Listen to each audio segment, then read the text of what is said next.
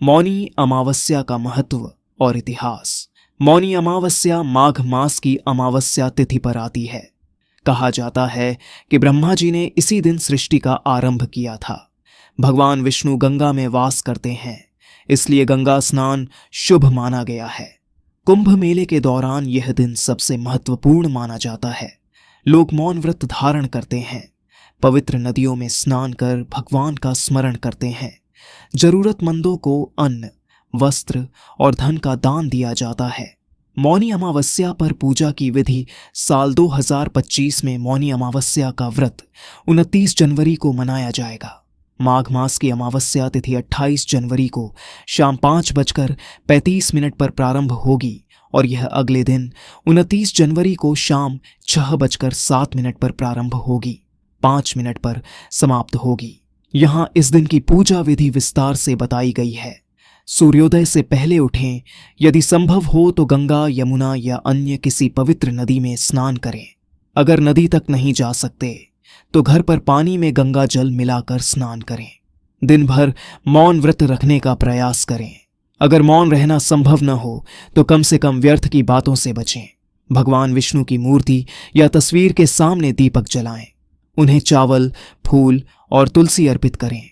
दान में अन्न, वस्त्र, जूते, तिल, गुड़ और धन का विशेष महत्व है।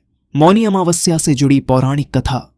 राजा सगर और अश्वमेध यज्ञ। प्राचीन काल में अयोध्या के राजा सगर ने अपनी शक्ति और साम्राज्य का विस्तार करने के लिए एक अश्वमेध यज्ञ करने का निर्णय लिया।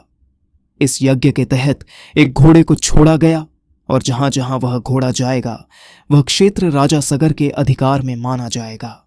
देवताओं के राजा इंद्र, जो अक्सर यज्ञ में विघ्न डालते थे, को डर हुआ कि यदि यह यज्ञ सफल हो गया तो राजा सगर की शक्ति बढ़ जाएगी।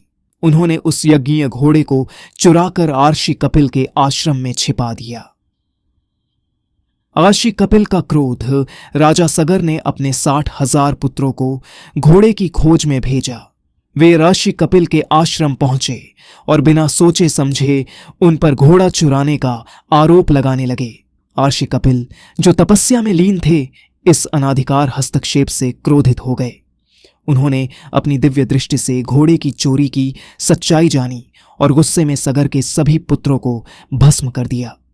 उनकी आत्माएं पाप और अशुद्धि के कारण पृथ्वी पर ही भटकने लगीं और उन्हें मोक्ष नहीं मिला। राजा भगीरथ की तपस्या। राजा सगर के वंशज राजा भगीरथ अपने पूर्वजों की आत्माओं को मुक्ति दिलाने के लिए दृढ़ संकल्पित थे। उन्होंने कठोर तपस्या आरंभ की। सबसे पहले उन्होंने गंगा माता को प्रसन्न करने के लिए वर्षों तक तपस्या की।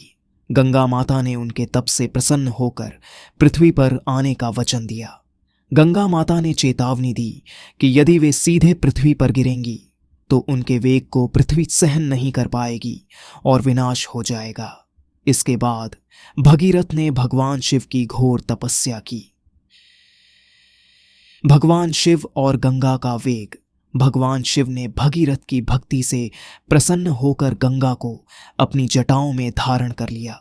उन्होंने गंगा के वेग को नियंत्रित किया और धीरे धीरे उन्हें अपनी जटाओं से प्रवाहित किया। गंगा का जल पृथ्वी पर प्रवाहित हुआ और भगीरथ के मार्गदर्शन में वह सगर के पुत्रों के भस्म तक पहुंची। गंगा के पवित्र जल ने सगर के पुत्रों की आत्माओं को शुद्ध किया और उन्हें मोक्ष प्राप्त हुआ। गंगा के 3 रूप कहा जाता है कि गंगा ने 3 धाराओं में प्रवाहित होकर पृथ्वी, स्वर्ग और पाताल को पवित्र किया। इसीलिए उन्हें त्रिपथगा कहा जाता है। मौनी अमावस्या पर गंगा स्नान और ध्यान कर अपनी आत्मा को शुद्ध करें। यह दिन हमें त्याग, तप और सेवा का महत्व सिखाता है।